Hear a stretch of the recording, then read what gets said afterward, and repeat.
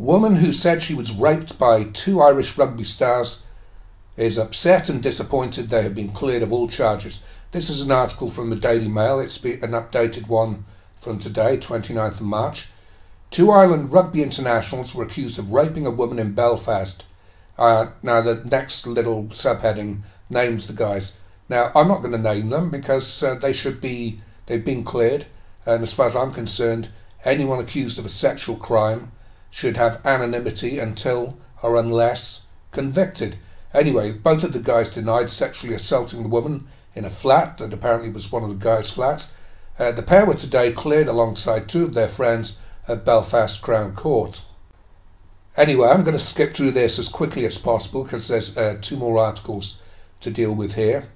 But speaking after the case, Zoe McKee, Detective Chief Inspector Zoe McKee, said it was a case that has never been heard before. The complexity, the volume, the scale, and I think we cannot compare like for like in terms of cases. So I would encourage everybody who wants to make a report to police to come forward in the knowledge that you will be treated sensitively and with respect, and your allegation in the court will be taken seriously, very seriously. Well, yes, rape cases are taken very seriously, but it's not up to the police to take cases to court.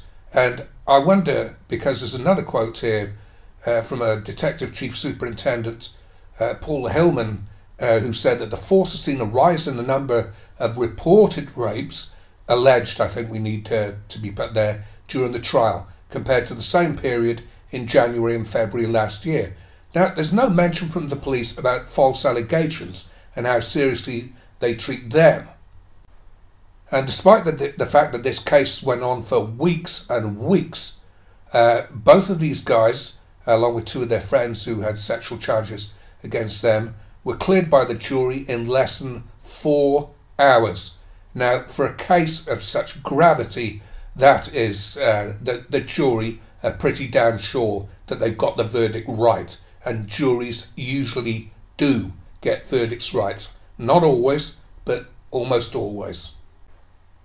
And when they do get the verdicts incorrect, it's usually because there's either a poor defence attorney or a poor prosecution attorney, or the judge is poor. It's generally not their fault. But one of the guys here, it says, has apologised for the hurt caused to the woman who had accused him of rape. She's falsely accused him of rape. He's just been acquitted. He stands by every word that he said, and quite rightly too. And he's apologising to her, and she remains anonymous.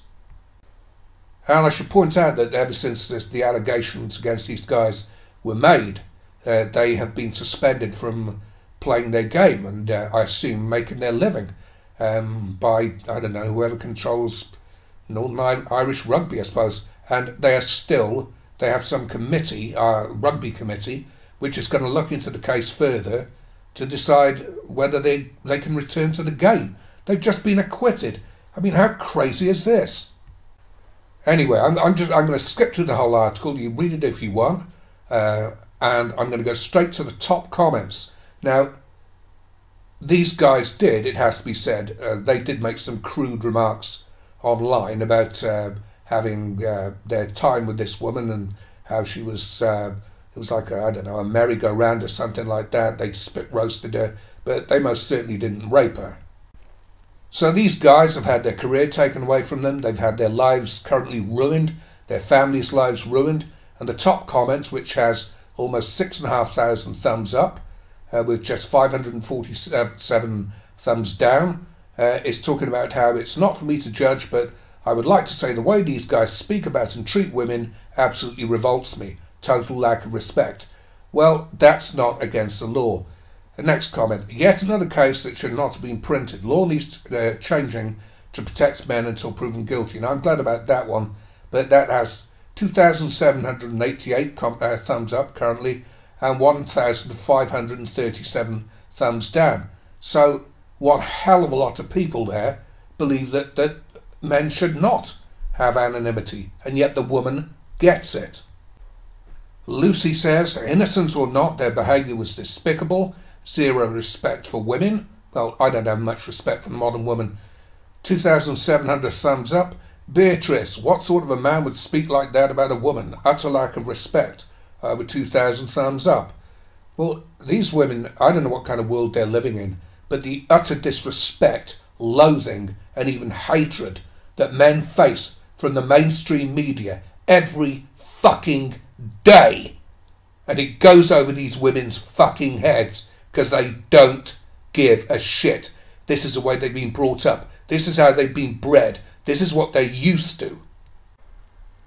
Now, before I move on to the feminist organised protests that are going to take place all over Ireland, here's another case that I found in the Daily Mail today.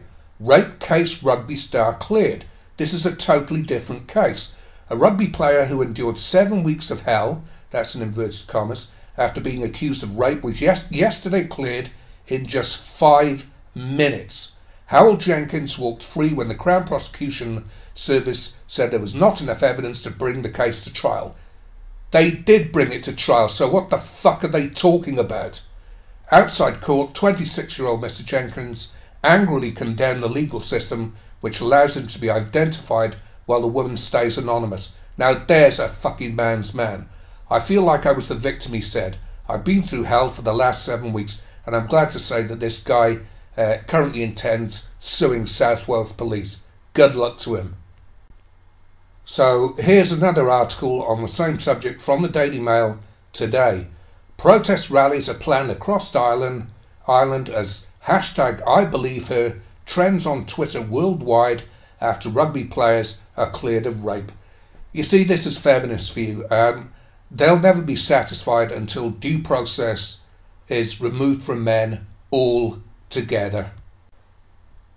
And their claims that I've heard feminists in the past claiming that there are no such thing as false accusations made against men. The majority of accusations made against men about rape are false, and provably so statistically. If anyone wants to challenge me on that, because I've been challenged on it before, great, let's have a debate, and I'll show you the real statistics, the official ones.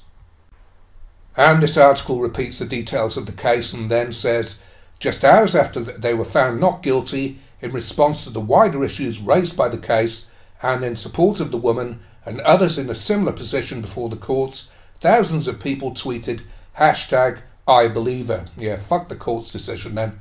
On Thursday, a rally outside the Langonside courthouse will take place from 12:30 p.m.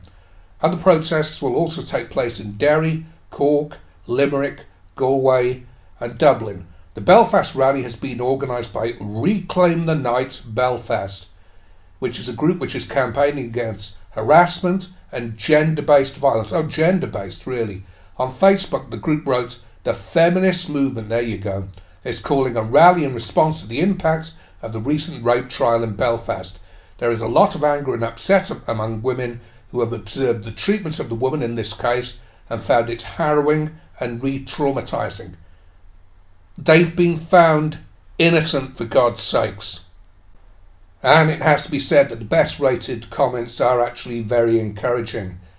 So the official verdict of a court of law and 12 ordinary citizens is not good enough for these protesters. Would they care to suggest what would be good enough? Well, I've already said the complete removal of men's right to due process, I would imagine. Next one. They were found not guilty by a jury of 12. That's the verdict. They have paid a high price and now let them get on with their lives. They are innocent of rape. This Me Too lark has gone too far. Another one. How can protesters believe her when they don't even know who she is? Never spoken to her or heard the full story. I'm sure the jury cleared them for a reason. Next one. Yet another reason accused should be granted anonymity until found guilty. And one final top comment. Shame these people aren't as upset about the Rotherham and other similar scandals.